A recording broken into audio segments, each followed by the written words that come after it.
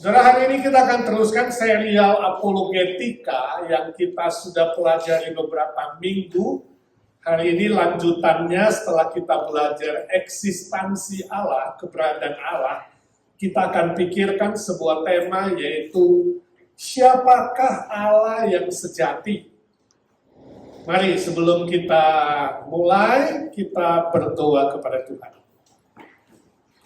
Bapa kami yang di sorga, kami mengucap syukur dan terima kasih malam ini Tuhan memberi kami kesempatan, kesehatan, kekuatan tetap boleh hadir di rumah Tuhan, belajar firman-Mu, berdoa syafaat, boleh mendukung pekerjaan Tuhan, mendukung saudara-saudara kami yang butuh doa, dan kami boleh memuji Tuhan, mendengarkan kesaksian-kesaksian yang menguatkan iman kami. Sungguh adalah anugerah dan kemurahan-Mu yang maha besar ya Tuhan.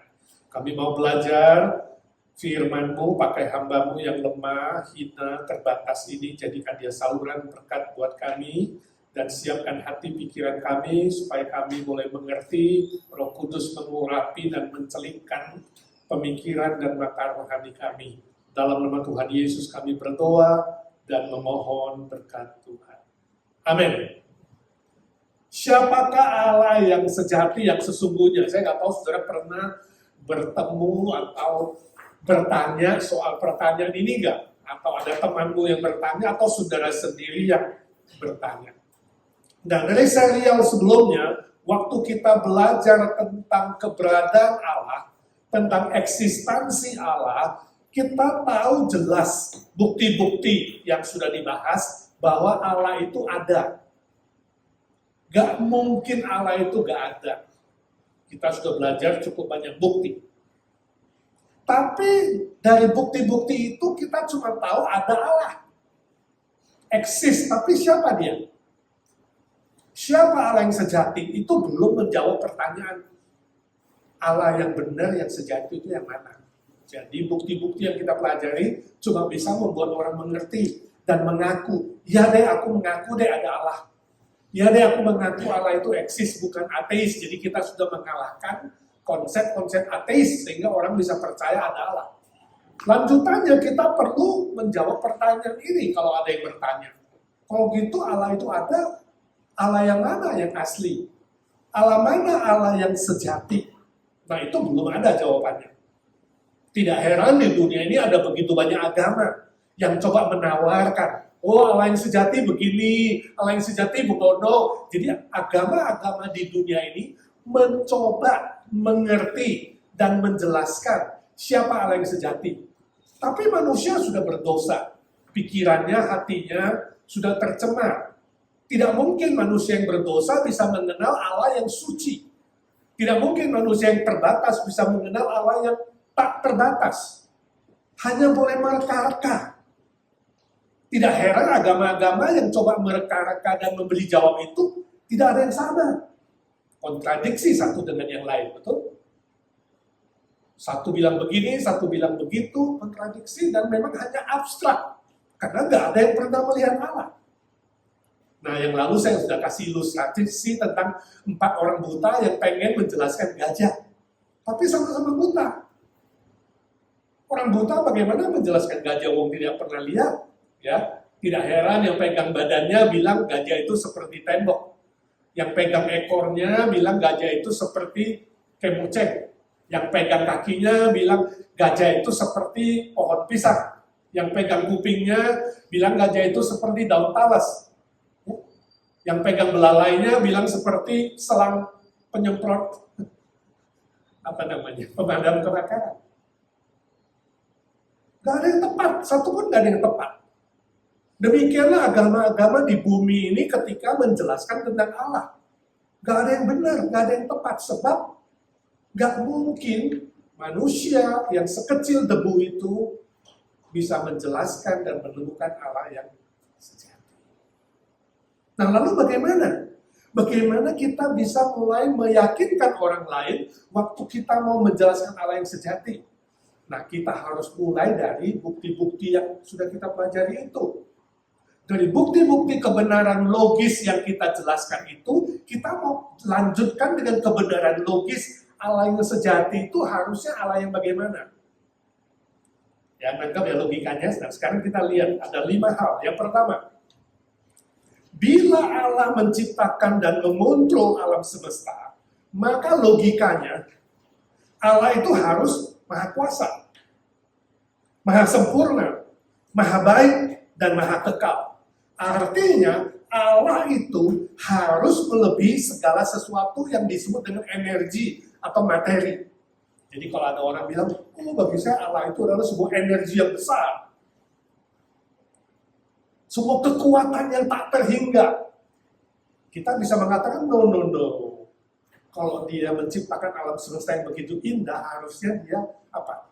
Maha sempurna, maha baik, maha kekal. Materi nggak punya sifat itu. Energi nggak punya sifat itu. Hari ini ada nggak agama yang mengajarkan Allah itu hanya energi? Allah ada saksi Jehovah misalnya. Saksi Jehovah percaya itu seperti energi Allah itu, kekuatan yang luar biasa, seperti colokan listrik. Ya, kalau saudara fan belum colok di listrik mati kan, tapi fan atau handphone saudara colok di listrik nyala. Jadi Allah itu seperti apa? Allah itu seperti sumber listrik. Nah ini orang-orang begini mengerti Allah itu energi, seperti pembangkit listrik. Tapi ingat, Allah yang sejati harus melebihi itu, betul? Karena dia sanggup menciptakan alam semesta yang begitu sempurna. Nggak mungkin hanya sebuah power, hanya sebuah energi besar, Big Bang, bang, itu energi juga. Mereka nggak mau mengaku ada alat yang berpribadi, itu hanya sebuah kekuatan. Kita mengatakan no. Ya. Sebab Allah yang maha sempurna, maha kekal, yang menciptakan alam semesta harus bisa melebihi energi. Logikanya. Ya, jadi kita ingin memenangkan pikiran. Yang kedua, bila Allah yang merancang alam semesta ini dengan indah dan baik, maka Allah harus maha bijak, maha jenius, maha tahu, dan maha kasih. Dia harus melebihi segala ilmu pengetahuan. Nah, dunia barat menawarkan bahwa Allah itu seperti ilmu pengetahuan. Yunani misalnya, begitu meninggikan ilmu pengetahuan dan apa? Filsafat. Ya, Allah itu seperti sebuah pengetahuan, hikmat. Dalam Alkitab memang ada bilang hikmat. Tapi ada orang mengerti Tuhan yang sejati, Allah sejati hanya seperti apa? Seperti sebuah ilmu filsafat, ilmu pengetahuan yang maha hebat. Kita bilang, harusnya lebih dari itu. Sebab dia bisa merancang begitu indah. Harus melebihi semua pengetahuan di bumi ini. Harus melebihi semua filsafat yang bisa diajarkan manusia dan disebutkan oleh manusia. Jadi kita mulai menaklukkan pemikiran-pemikiran mereka yang begitu mengagungkan dan mengalahkan ilmu pengetahuan. Science. God is science. Ya, kita bilang no, must be beyond science. Melebihi ilmu pengetahuan. Beyond philosophy. Beyond semua ilmu pengetahuan yang pernah dicapai oleh manusia. Oke? Nomor 3. Bila Allah yang membuat hukum moral, nah kita udah belajar bukti dari hukum moral kan? Hukum moral, maka logisnya Allah itu harus maha adil dan maha benar. Logisnya, ya kan? Karena moral yang paling tinggi itu keadilan dan kebenaran dia harus melampaui segala tradisi, budaya, dan nilai keadilan buatan manusia. Nah, ada agama-agama tradisi di muka bumi ini, betul? Oh, sorry ya, you mau kenalkan Yesus? No. Kita ini udah turun-temurun 10-12 generasi, semua sudah tradisi. Apalagi sudah tradisi Tionghoa, betul kan? Tradisi Chinese itu luar biasa. Memenangkan orang yang punya konsep agama tradisi sangat sulit. Nah, bagaimana kita bisa menjelaskan bahwa Allah yang sejati itu melebihi tradisi? Sebab tradisi buatan manusia. Melebihi budaya. Sebab budaya buatan manusia. Harusnya Allah yang sejati melampaui semua itu. Ya, kenapa? Sebab budaya dan tradisi manusia itu relatif. Ya kan? Negara ini, tradisi ini bilang boleh, tradisi ini bilang nggak boleh. Ada tradisi yang boleh kawin lebih dari satu istri, poligami ada yang nggak boleh, betul? Budaya juga begitu. Ada budaya yang meninggikan laki-laki, ada yang meninggikan wanita. berbagai macam budaya. Nah, kalau budaya itu berbeda-beda, tradisi itu berbeda-beda, bagaimana mungkin dia itu bisa menjadi sebuah agama yang universal yang dipegang oleh semua orang?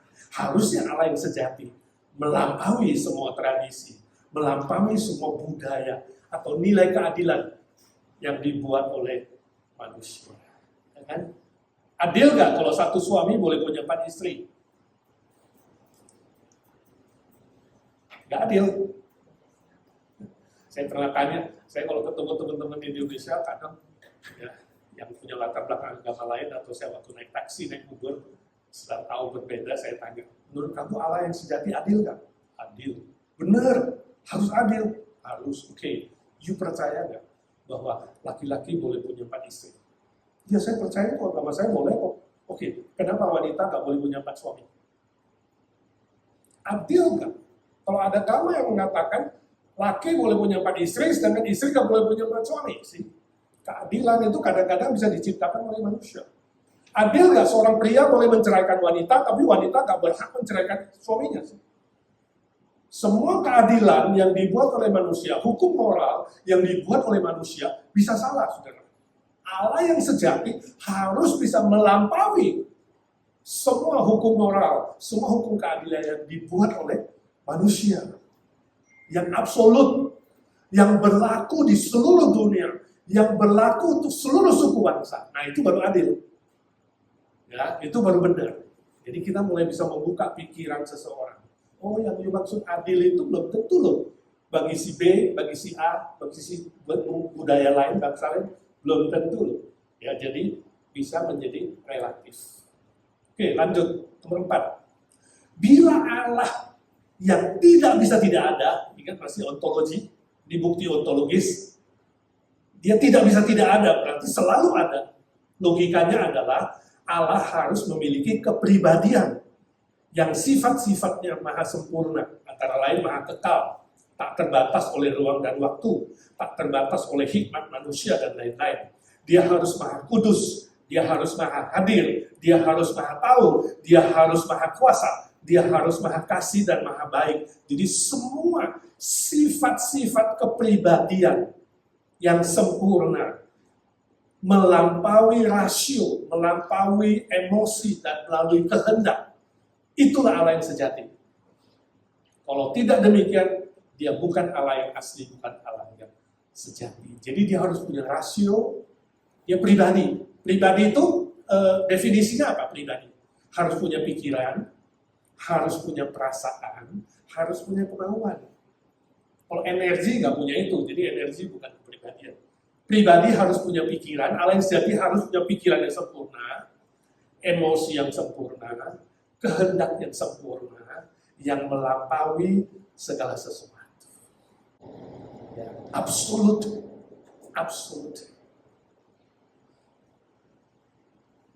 Jadi benar dan salah itu bukan relatif.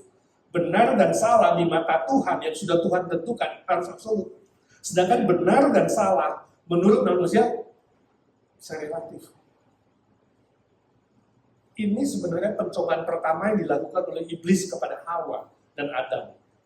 Ketika Tuhan mengatakan, jangan kamu makan buah pengetahuan baik dan jahat. Ya. Pada saat kamu makan, kamu akan mati. Ternyata iblis bilang, Hawa makan aja, lu gak bakal mati kok. Saya tanya, waktu Hawa makan buah pengetahuan baik dan jahat itu, dia mati gak?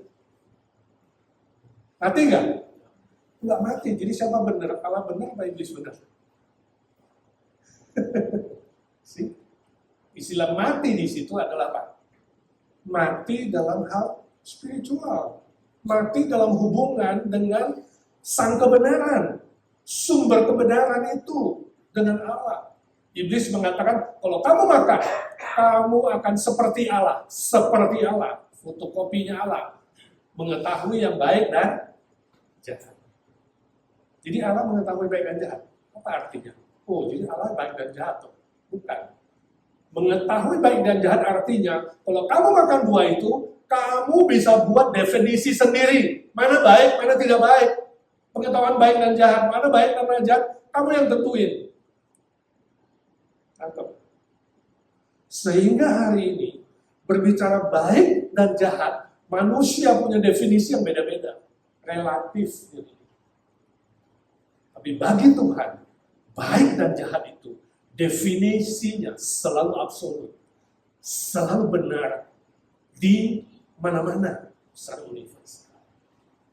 Jadi waktu kita menjelaskan baik dan jahat itu kita mau tahu ukurannya mana. Ya, harusnya ukurannya adalah pribadi Allah yang sempurna.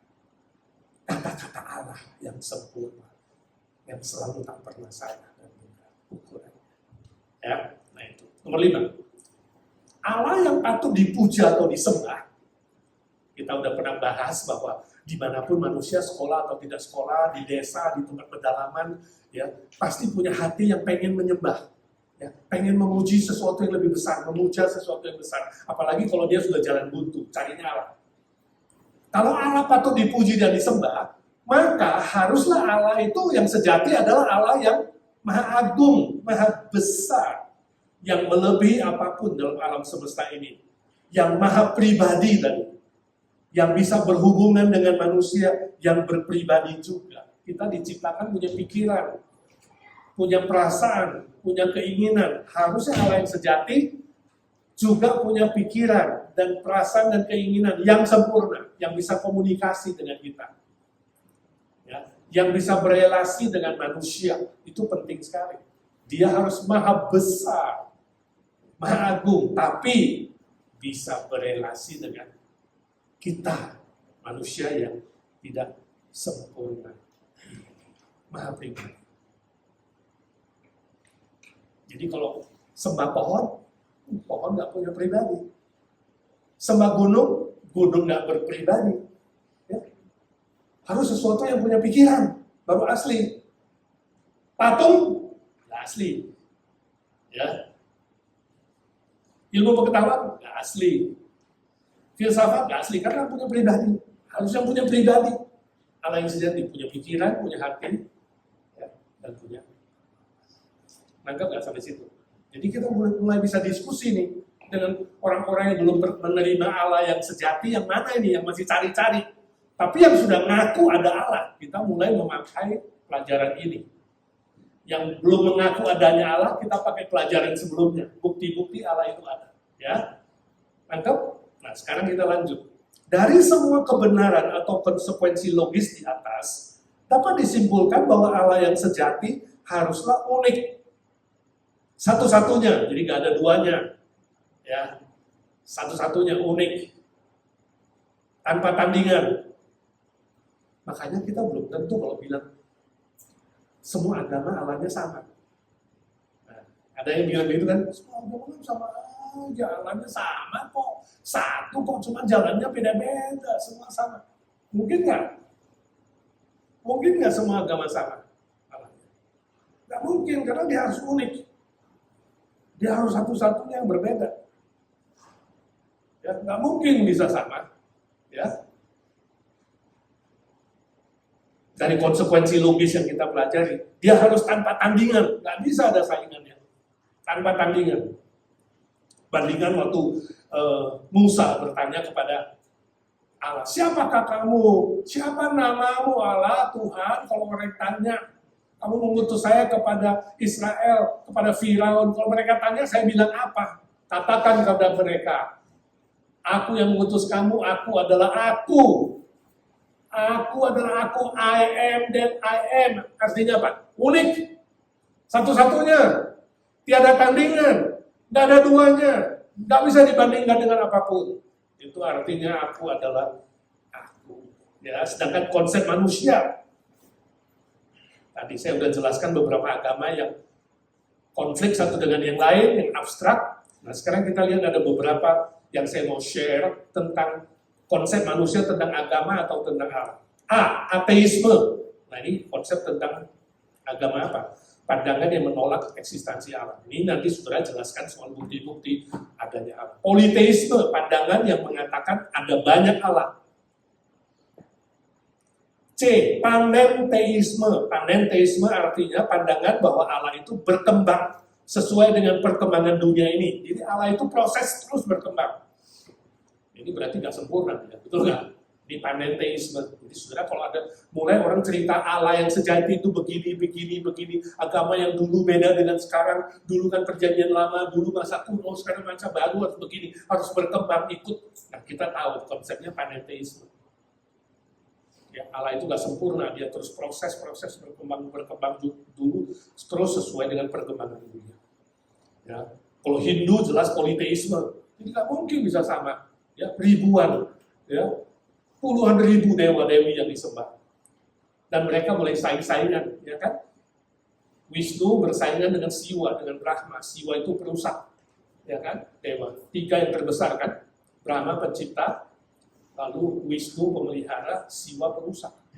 4, panteisme. Panteisme percaya bahwa di dalam segala sesuatu itu ada Allahnya.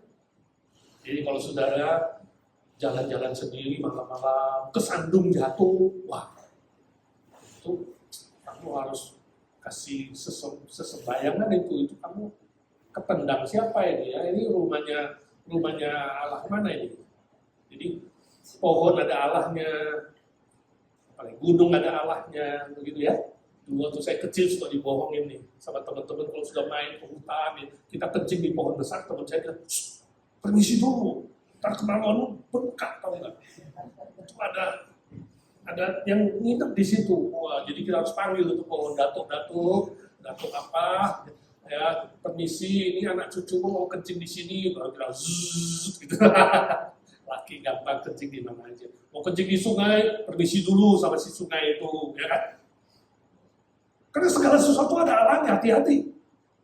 Gitu. Itu namanya panteisme. Hebat ya, iblis bisa membuat manusia buruk. Tapi saya lebih percaya itu permainan iblis. Jadi kalau saudara nggak percaya roh iblis di mana-mana, saudara pulang, beli lilin satu, yang lain tiap hari kamu sembahyangin lilin itu, saya yakin 3 hari ada roh yang mau nginep di situ. Kenapa? Apa cita-citanya iblis? Disembah. Itu aja. Itu sebabnya dia bilang sama Yesus, aku akan beri kamu seluruh bumi ini, seluruh dunia dan kekayaannya, cuma satu, sembahlah aku. Jadi untuk kaya raya, gampang sebenarnya, nggak usah banting tulang, ya. 12 jam, 24 jam, sembah iblis kaya raya.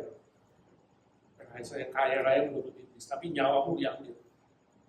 Lalu finite godism itu pandangan bahwa Allah itu ada, tapi terbatas atau tidak sempurna. Finite artinya tidak sempurna. Deisme mengatakan, ya, pandangan yang mengatakan bahwa itu Allah itu ada, tapi dia sudah tidak peduli dengan ciptaan yang sudah tercemar ini. Manusia yang sudah terlalu jahat. Allah sudah bosan sama kita. Dia seperti kakek tua yang pergi libur, udah gak peduli dengan bumi ini. Bumi ibarat ciptaan dia seperti sebuah jam waker. Begitu diciptakan bumi, jam waker itu diputar-putar sampai penuh, lalu ditaruh situ jalan sendiri. Tik-tok, tik-tok, tik-tok, tik-tok. Bumi ini makin lama makin tua. Nanti jalannya makin pelan. Tik-tok, tik-tok. Kiamat. Allah udah gak pusing sama bumi yang rusak dengan manusia. Itu deisme. Secara sadar atau tidak sadar, cukup manusia percaya ini. Walaupun ada orang Kristen loh, percaya Tuhan Yesus, tapi masih percaya deisme juga campur. Jadi waktu dia susah, waktu dia sakit, waktu ada masalah, dia bilang, Tuhan udah gak sayang sama aku. Dia udah gak dengar bahwa aku entah kemana pergi. Lalu dia nyanyi lagu Ebit GAD. Ya kan? Barangkali di sana ada jawabnya. Mengapa di tanahku terjadi bencana? Udah bencana. Lalu jawabnya apa? Mungkin Tuhan mulai bosan. Jadi Tuhan sudah bosan dengan manusia. Melihat tingkah kita yang selalu salah dan banyak dengan dosa-dosa. Jadi manusia berdosa itu Allah benci, bosan, marah. Jadi yang jadi guru sekolah minggu kadang-kadang juga salah ngajar anak atau orang tua. Anaknya waktu nakal dia bilang apa? Udah gak bisa didik anak dengan baik gitu. Awas ya, Tuhan marah sama kamu. Pakai nama Tuhan. Itu namanya memfitnah Tuhan. Itu konsep deisme, sadar atau tidak sadar. Menganggap Allah itu pendendam, membenci. Ya, lalu sudah tidak mau lagi peduli dengan manusia. Ya, jadi kita mulai bisa menjelaskan Allah yang benar gak begitu.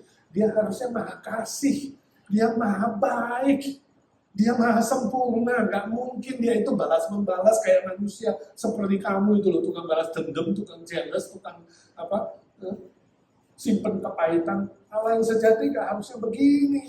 Ya, kita jelasin. G. Teisme. Teisme adalah sebuah pandangan bahwa Allah itu tidak terbatas dan tidak sama dengan alam semesta ini. Ya. Lebih dari alam semesta. Contohnya misalnya monoteisme, Allah itu esa, satu pribadi. Seperti sila pertama Pancasila, ketuhanan yang Maha Esa, monoteisme. Tapi monoteisme itu atau monisme sama monisme itu dari asal kata mono berarti satu.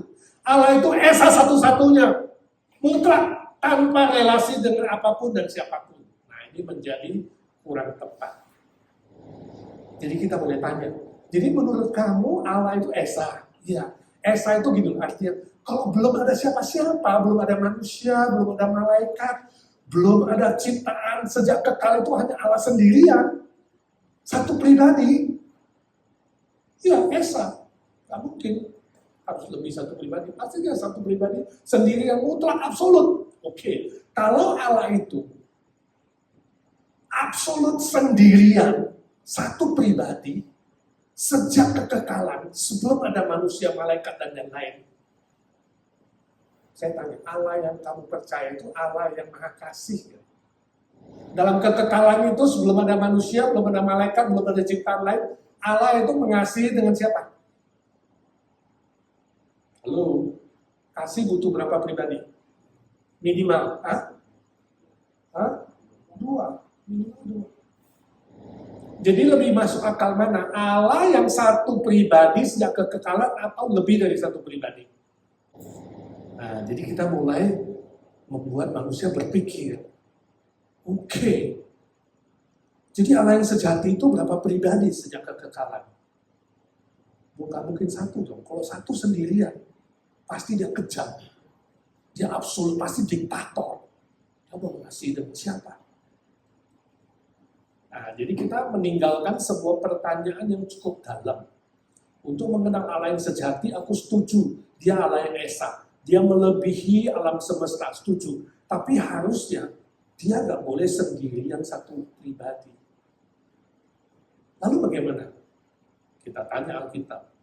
Mari kita lihat apa kata Alkitab. Kita baca firman Tuhan. Yohanes 1, ayat 1 sampai 3. Kemudian Yohanes 1, 14-18. Mari kita baca sama-sama firman Tuhan. 1, 2, 3. Pada mulanya adalah firman. Firman itu bersama-sama dengan Allah. Dan firman itu adalah Allah. Dia pada mulanya bersama-sama dengan Allah. Segala sesuatu dijadikan oleh dia.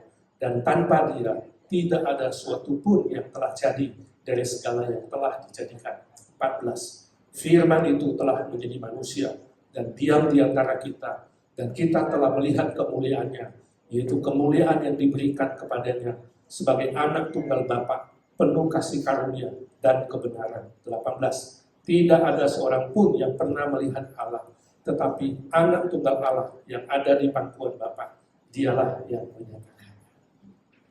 Indah sekali, jelas sekali firman Tuhan ya. Istilah pada mulanya berarti kekal. Kekal. Pada mulanya berarti sebelum ada awal, sebelum ada akhir. In the beginning means maha kekal. Pada maha kekal itu sudah ada apa? Firman. Firman itu adalah Allah pencipta. Firman yang menciptakan segala sesuatu. Itu sebabnya kalau saudara baca kitab Kejadian, berfirmanlah Allah. Jadilah, jadilah, jadilah, ya kan? Binatang, tumbuhan, cakrawala, matahari, bintang, bulan, jadilah, jadilah. Jadi firman itu begitu berfirman langsung jadi. Firman itu pencipta segala sesuatu. Pada mulanya, kitab Kejadian juga mulai dengan pada mulanya. Pada mulanya Allah. Bapa, Allah menciptakan, Elohim menciptakan segala sesuatu. Lalu firman mengatakan jadi, kemudian roh melayang-layang, ya kan? Saudara melihat, bukan satu pribadi. Allah sang pencipta itu 3 pribadi, ya kan? Allah, Bapa, ada firman yang berkata-kata, ada roh yang melayang-layang. Lalu dikatakan apa? Ayat 14. Firman itu menjadi manusia. Firman itu tadinya apa? Roh. Nggak kelihatan, abstrak. Tapi karena manusia nggak bisa kenal siapa sang pencipta, maka sang pencipta itu rela jadi manusia. Kita mulai membuka pikiran manusia. Kita terbatas, nggak mungkin cari Allah. Agama nggak mungkin cari Allah, nggak bakal ketemu. Yang pasti yang benar itu Allah cari kita. Sang pencipta itu harus turun cari kita. Teologi yang benar itu, teologi yang benar, teologi dari atas ke bawah. Gak mungkin bawah ke atas. Karena kita berdosa, kita limited, kita terbatas, gak punya segala sesuatu. Gak mungkin mencari yang sempurna. Yang sempurna, yang rela menurunkan dirinya, merendahkan dirinya. Mencari kita. Itu namanya firman. Roh yang firman itu kemudian jadi manusia. Itulah Natal. Sebab itu Natal sangat penting. Kita mengingatkan dan mengumumkan kepada dunia, Allah datang mencari manusia, sebab manusia tidak mungkin cari Allah. Teologi dari atas adalah teologi yang benar. Dan 18 diulangi, gak ada seorang pun yang pernah melihat Allah. Gak mungkin. Jadi jangan minta, saya mau lihat Allah dulu, baru percaya. Kalau ada temanmu bilang begitu gimana? Itu sombong kan? Ada orang begitu kan? Saya mau lihat Allah dulu, sebelum lihat aku gak mau percaya. Kalau ada yang begitu, bagaimana kamu? Saya ingat dulu satu misionari di Indonesia. Ada orang yang keras kepala gak mau percaya. Dia terus mau melihat Allah. Lalu misionari bilang, besok jam 12 siang datang ke rumahku. Saya akan kasih kamu lihat Allah. Jadi datang si bapak itu. Lalu datang, misionari bilang, ayo kita keluar. Kamu lihat gak itu matahari? Oke, Allah ada di balik matahari itu. Lihat matahari itu 5 menit. Lalu bapak itu bilang, gila kamu ya. Lihat 5 menit, belum 1 menit, buta gua.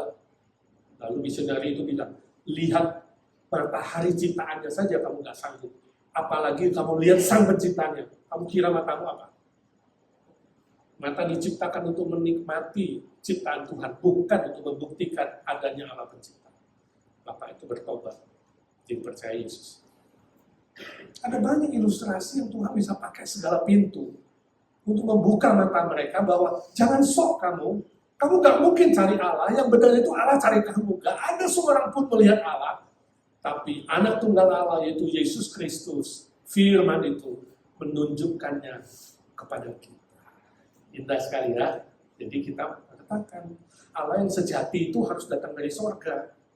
Allah yang sejati itu harus maha segala-galanya.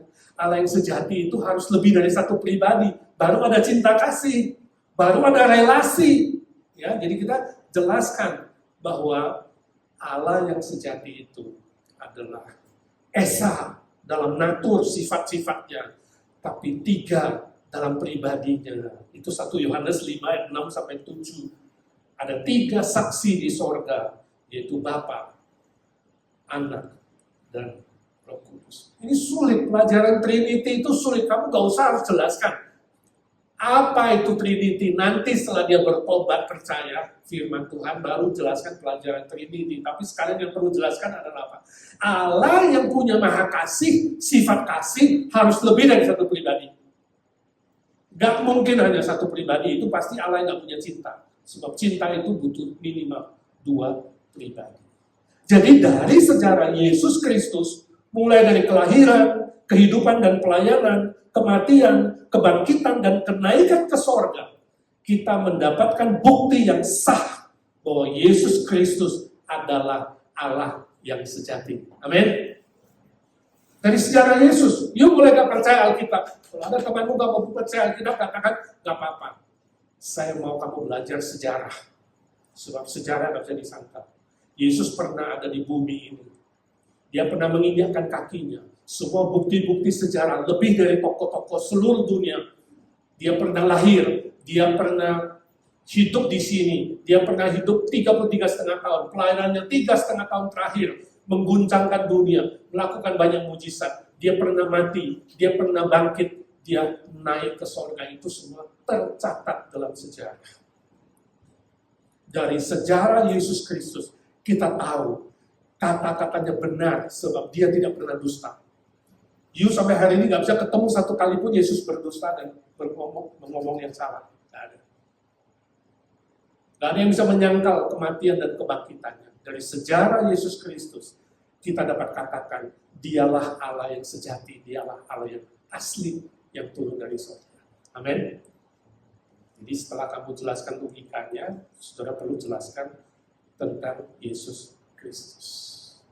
Oke, aplikasinya. Satu, bangunlah relasi yang lebih akrab dengan Yesus Kristus dan kuasailah sejarahnya di bumi ini. Jadi kamu harus bisa cerita tentang kelahirannya, tentang kematiannya, tentang kebangkitannya. Harus menguasai sejarah Yesus. Maka saudara akan lebih percaya diri waktu meyakinkan orang lain dan bisa menjawab pertanyaan-pertanyaan yang berkaitan dengan Allah yang sejati. Sebab finalnya adalah siapa? Yesus Kristus. Pribadi yang sempurna. Lalu kedua, di PR sekalian. Tanyakan pada 3 orang Kristen, kenapa kamu percaya Yesus? Jadi kita mau tahu, ini Kristennya Kristen apa ini? Kristen KTP, Kristen tradisi, dia ngerti nggak kenapa percaya Yesus? Alasannya apa? Motifnya apa ikut Yesus? Ya harus ada sesuatu alasan yang kuat. Nah, kamu harus jelaskan kepada dia bahwa nanti percaya Yesus itu fondasi yang paling kuat adalah selain firman Tuhan, dia mengenal sejarah Yesus dan menerima secara pribadi siapa Yesus Allah yang sejati itu. Itu harus punya fondasi. Juga tanyakan kepada non-Kristen, kenapa belum mau percaya Yesus? Kalau udah jelas, gue gak mau percaya ini. Tanya alasannya kenapa. Dari situ kamu masuk. Memenangkan pikirannya. Menaklukkan pikirannya. Lalu menawarkan jawaban. Yaitu apa? Yesus Kristus yang mati dan bangkit kembali. Amin. Itulah Injil. Injil cuma ada 2 tiang. Kematian Yesus menebus dosa kita. Dan kebangkitan Yesus itu menjamin garansi. Pasti dapat hidup kekal. Amin. Jadi apa 2 tiang apa? Kematian Yesus Kristus dan kebangkitan Yesus Kristus. Mari kita berdoa. Tuhan Yesus, terima kasih hari ini kami belajar firman, juga sejarah. Kaulah satu-satunya Allah yang sejati, yang asli, yang rela datang ke dunia memperkenalkan Bapa kepada kami. Kau rela mati bagi kami dan bangkit bagi kami. Kuatkan iman kami, fondasi iman kami, agar kami makin akrab berelasi dengan Engkau melalui doa, melalui hubungan pribadi kami. Terima kasih Tuhan, tanamkan pengetahuan ini dalam pikiran hati kami supaya kami boleh menjadi berkat bagi orang-orang di sekitar kami, khususnya yang belum mengenal Tuhan.